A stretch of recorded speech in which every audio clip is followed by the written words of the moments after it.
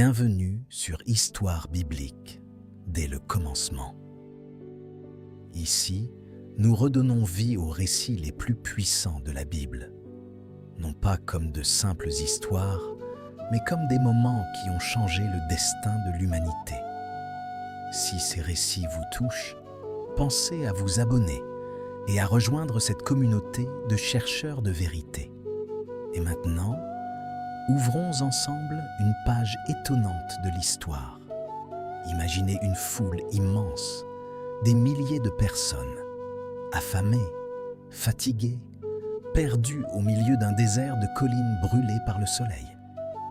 Et au centre de cette foule, un homme suivi par des pécheurs, des pauvres, des malades, et même par ceux qui veulent le voir tomber.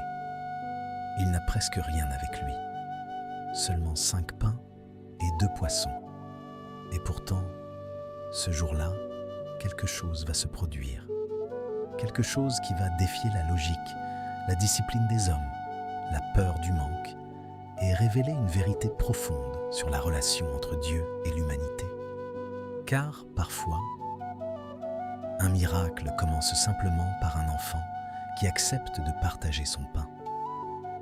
Le soleil descend lentement sur les collines près de la mer. Depuis des heures, la foule suit cet homme nommé Jésus. Des malades espèrent la guérison. Des pauvres cherchent une parole qui donne du sens à leur misère. Et d'autres observent dans l'ombre. Parmi eux, certains religieux regardent avec suspicion. Pour eux, cet homme est un danger. Il parle d'un royaume invisible. Il remet en question l'autorité, il attire les foules, et plus la foule grandit, plus la tension devient palpable. Les disciples regardent autour d'eux, des milliers de visages, et bientôt, la réalité frappe, la nuit approche, et personne n'a de nourriture. Les disciples s'approchent de Jésus, la voix basse, presque inquiète. « Maître, renvoie-les !» qu'ils aillent acheter de quoi manger dans les villages. Mais Jésus répond par une phrase étrange, une phrase qui bouleverse tout. « Donnez-leur vous-mêmes à manger. » Les disciples restent figés. Donner à manger à cette foule immense, il faudrait une fortune, peut-être des mois de salaire. Alors ils cherchent, fouillent, interrogent les gens, et finalement, ils trouvent un enfant, un simple garçon. Dans ses mains, 5 pains d'orge et 2 poissons. Presque rien, presque ridicule face à la foule. Et pourtant, Jésus demande qu'on les lui apporte. La foule s'assoit dans l'herbe, par groupes, par dizaines.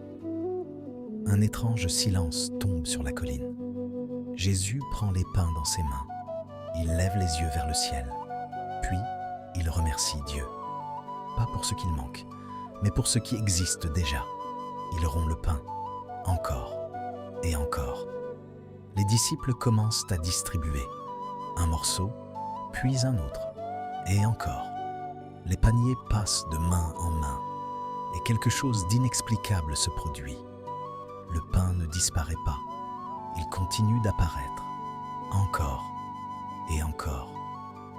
La foule mange, les enfants rient, les vieillards pleurent. Certains comprennent qu'ils sont témoins d'un miracle. D'autres ressentent simplement une paix étrange. Mais dans les yeux des disciples, c'est une révélation.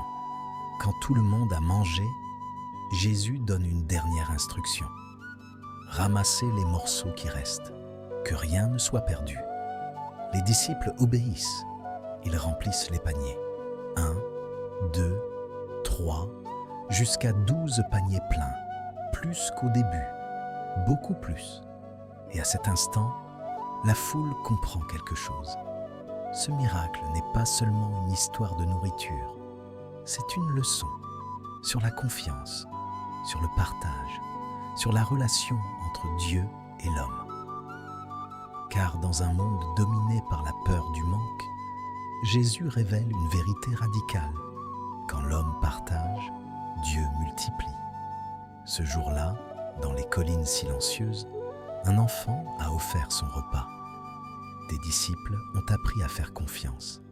Et une foule entière a découvert que le véritable miracle n'était peut-être pas seulement le pain, mais la transformation des cœurs.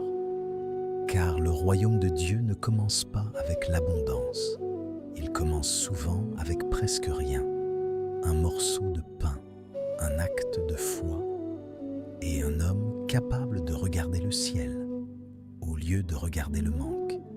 Si cette histoire vous a touché, écrivez « pain partagé » dans les commentaires et abonnez-vous pour découvrir d'autres récits bibliques racontés comme vous ne les avez jamais entendus.